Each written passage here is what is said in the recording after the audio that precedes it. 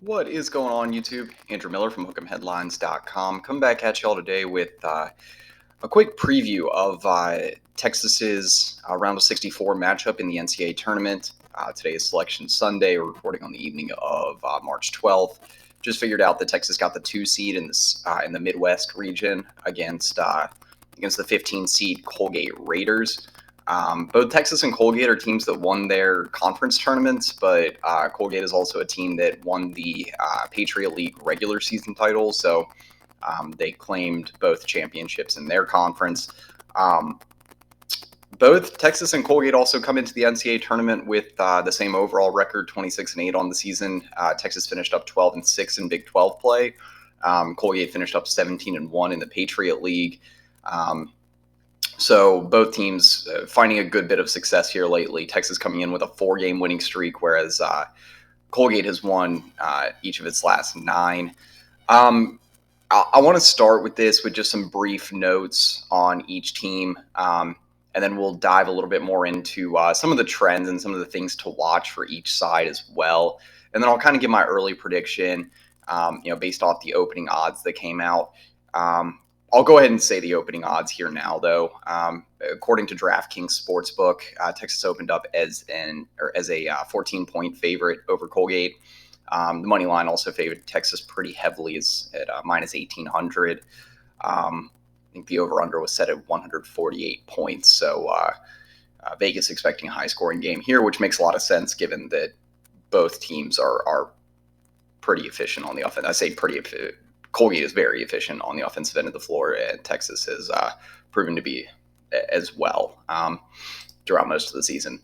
So, taking a high level look at this game, if I'm looking at both teams, like kind of rankings and some of in some of the advanced analytics and the metrics, Texas comes in as the number 6 team according to Ken Palm in adjusted efficiency. Colgate is number 114. Ken Palm predicts Texas to win this game at 83-69 and 89% chance of winning the game. That lines right up with the opening odds from DraftKings Sportsbook. I'll put this up on the screen here.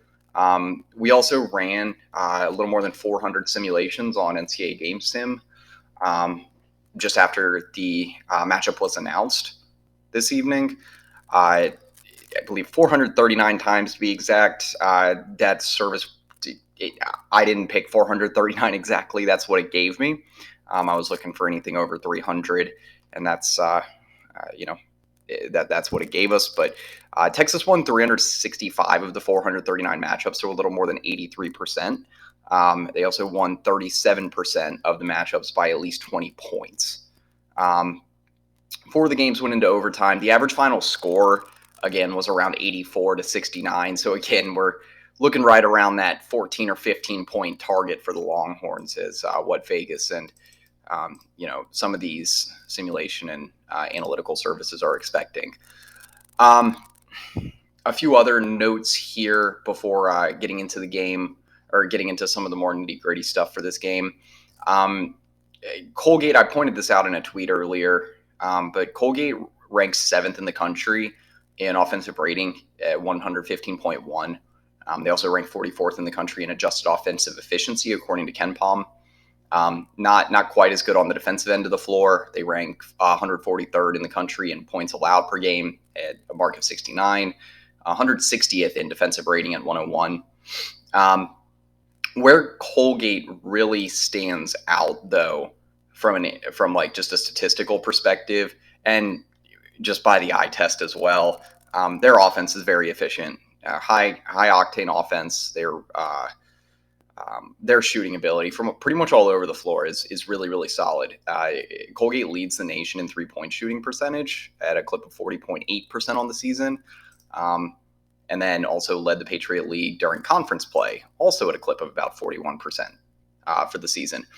But don't be fooled. Colgate is not a team that's only going to beat you from beyond the arc. They can also do it from the paint. They can do it from the mid-range. They rank 2nd in the country in field goal percentage, 51.4% on the season. Interestingly enough, while Colgate is a good team shooting from pretty much all levels of the floor in the settled half-court offense, You would think that they would be a good free throw shooting team, but they rank 338th in the country on the season, shooting from the line at a clip of 65.7%. So that is a noted weakness for them. But again, I mentioned that this is an efficient offense largely because of their shooting efficiency, but they take care of the basketball really well. They move the basketball really well also. Ranked third in the country in assists at a clip of 18 and a half per game. And they rank in the top 25 in the country in turnover percentage, around 13 and a half. So they take care of the basketball. They move the ball around well. They got a good group of guards, a good big man too that can score, and Keegan Records. I'll get into more of this here in a moment, but like I said, Colgate is a really, really efficient offensive team, and Texas is going to have to challenge. They're going to have to be ready for a lot of ball movement, a lot of off-ball screens, a lot of off-ball movement from Colgate as well. This Colgate team, again, I mentioned that they can beat you from multiple levels of the floor on the offensive end.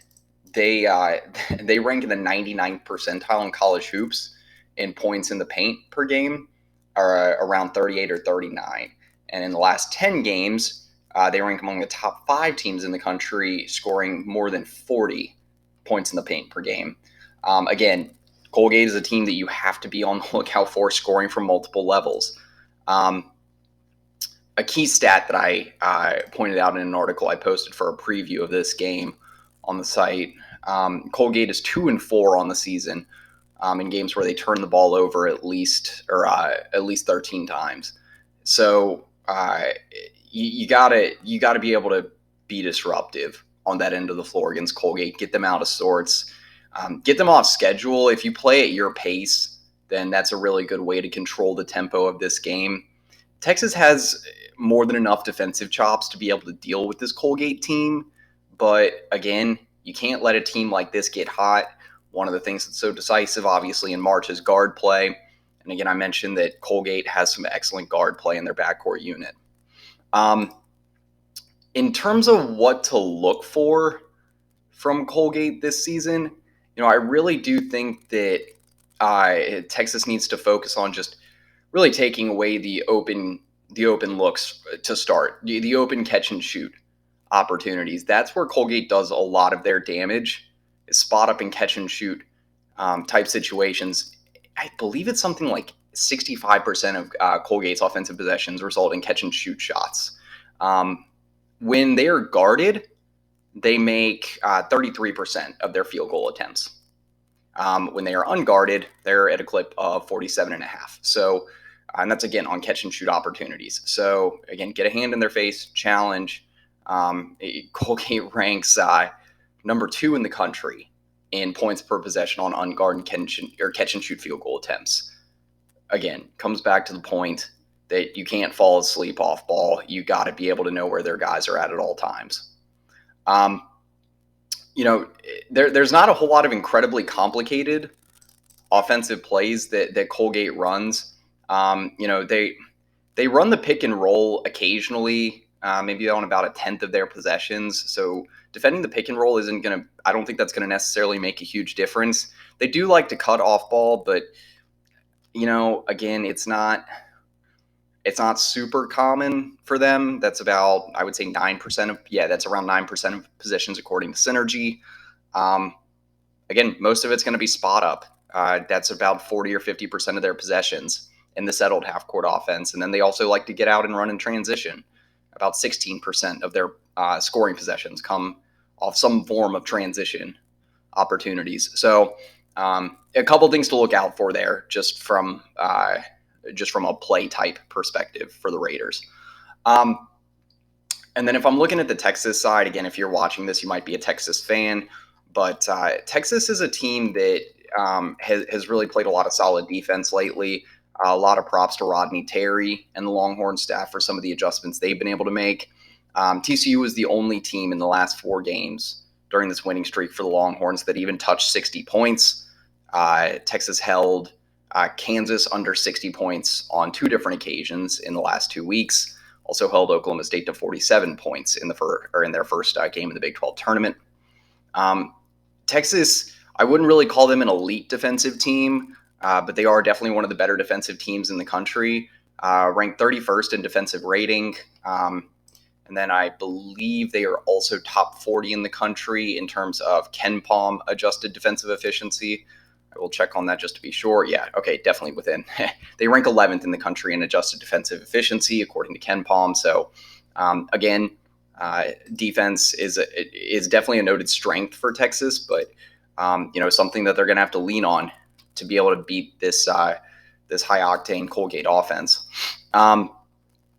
On the season, Texas, in terms of their offensive game, they get a lot done at the free throw line. They rank 83rd in the country in terms of free throw makes per game, 46th in the country in free throw shooting percentage at a clip a little north of 75%. And they've just gotten better from the free throw line as the season has gone along. 16 free throw makes per game during Big 12 play, and 78.2% from the line shooting in conference play as well. So, Texas is a team that's going to try to draw contact, get to the line. They got a lot of different veteran guards and veteran guys that are able to initiate some of that contact, draw some and-one opportunities, things like that. You got guys like Marcus Carr, Tyrese Hunter of late, Serge Barry Rice that are all capable of making those sort of plays inside the arc. Again, making it tough on opposing defenders. I will say Colgate is a team that does not foul a whole lot in terms of personal foul attempts per free throw. Personal fouls per free throw attempt. Colgate ranks in the 90th percentile in the country in the last 10 games. They allowed only 11 free throw attempts per game in conference play this season. And so, it'll be interesting to see, Colgate, again, a team that's been pretty disciplined on the defensive end of the floor. Can Texas still be able to draw contact, get to the line, get some freebies there? Another area that's a major strength for Texas this season is turning opponents over a lot. They turned Kansas over 15 times, won the turnover battle in the Big 12 tournament final. They're averaging a little more than 16 turnovers per game from opponents and only turning it over to clip around 11.5 times per game this season. So again, winning the turnover battle is going to be critical. I mentioned that with Colgate earlier. That's been definitely a major strength for Texas here down the stretch this season. In terms of shooting percentages and offensive set plays, Texas, especially lately, has liked to run a little bit more screens. They haven't been shooting the three ball very well of late, especially throughout the Big 12 tournament. Texas shot, it wasn't even close to 30% from beyond the arc in the Big 12 tournament. So, they've been a better three-point shooting team on the season than they were in the conference tournament. I believe shot a little north of 35% from deep just in Big 12 play during the regular season. Texas is a good mid-range team. They have been all season long. You got guys like Timmy Allen, like Dylan Dessou, like Marcus Carr, Tyrese Hunter that have been good shooting from the mid-range here lately. And I'm sure that Texas is going to try to rely on that, to get a leg up on this Colgate team. Texas also likes to run, they like to run in transition. At times throughout Big 12 play, they got stifled, but Texas ranks in the 96th percentile in the country in points per possession on the fast break. So they do well there. Again, a team that will rely on some spot-up opportunities, but that's oftentimes because they end up dribbling kind of the air out of the ball and end up with late shot clock opportunities, not usually the best shots either. Avoiding those will be critical for Texas in the NCAA tournament. I would say lastly, in terms of looking at Texas's kind of trends and statistics on the season, and something that I think is going to end up making this game very interesting. I mentioned that Colgate is a team that's averaging a little more than 18 assists per game. Texas has been moving the ball around really well here in the last few outings. And they're a team that's averaging, again, more than 16 assists per game, ranks in the top 20 in the nation this season. Freedom of ball movement and guard play is going to be critical in this one. In terms of, again, efficiency, taking care of the basketball, these are two pretty similar teams. You got some veteran guards, you got some veteran wing presence as well. Texas, you got Serge Barry Rice. He's someone that had his struggles in the first two games of the Big 12 tournament, but came through with a 17-point performance in the Big 12 tournament final yesterday. So Again, he's going to be a guy to watch, but on the Colgate side of things, Tucker Richardson is a guy that does play on the wing at times. Let me pull up the Ken Palm numbers here for their rotation. Yeah, Tucker Richardson plays 75% of his minutes at the 3. So he's someone that can play at the 2. He's 6'5", 215 pounds. A good primary or secondary facilitator, depending on who's on, what combination Colgate has on the floor at the time, because freshman point guard Braden Smith, usually is the primary. He's usually the primary ball handler and primary facilitator, but Tucker Richardson's a guy that's also averaging north of 4.5 assists per game. So he can facilitate the offense from the 3.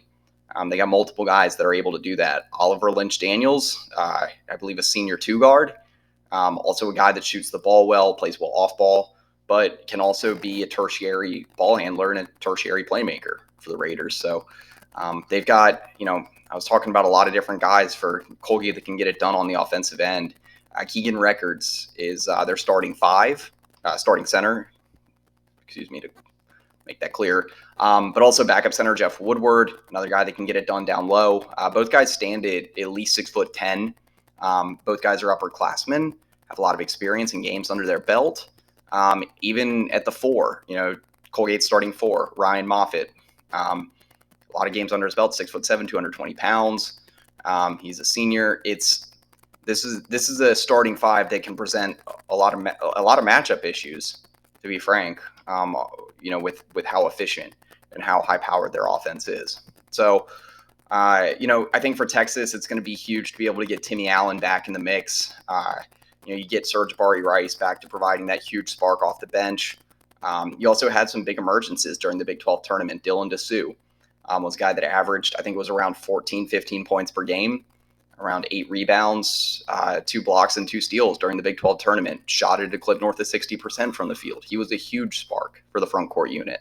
Arterio Morris was the guy that provided a huge boost off the bench, along with Brock Cunningham, a guy that had 5 offensive boards and 9 total rebounds in the Big 12 tournament final. So, if Texas can continue to get some of these guys that have been playing so well in the last 3 or 4 games to continue to rise to the occasion, I don't know how much playing time a guy like Arterio Morris is going to get, but if you need to turn to another guard off the bench, especially if Marcus Carr or Tyrese Hunter aren't giving you good minutes, then it's nice to have that. It's nice to have that extra depth, that extra resource available to you. Again, you're going to have Christian Bishop, Serge Bari Rice coming off the bench again, 2 of the most productive players coming off the bench, and what is one of the best benches in terms of offensive output in the entire country this season. Texas averaging north of 27 per game during the regular season off the bench. So, I'll digress in terms of just looking at the numbers here for each team, kind of some of the play styles. I mentioned Colgate, high-powered offensive team. It is one of the best, if not the best, one of the best shooting teams in the entire country. Have multiple guys that can get it done, 5 guys that shoot it at least 37% from beyond the arc on the season, 4 of which shoot it north of 40%. For Texas, again, you got a lot of depth, you got a good bench, and you got a pretty well-rounded team that ranks in the top 50 in terms of adjusted efficiency on both ends of the floor by Ken Palm. So it's going to be a battle of certain similarities between both teams in terms of how they like to take care of the basketball, free-flowing movement, a lot of assists, minimizing untimely turnovers. But differences too, where Texas isn't a great 3-point shooting team while Colgate is.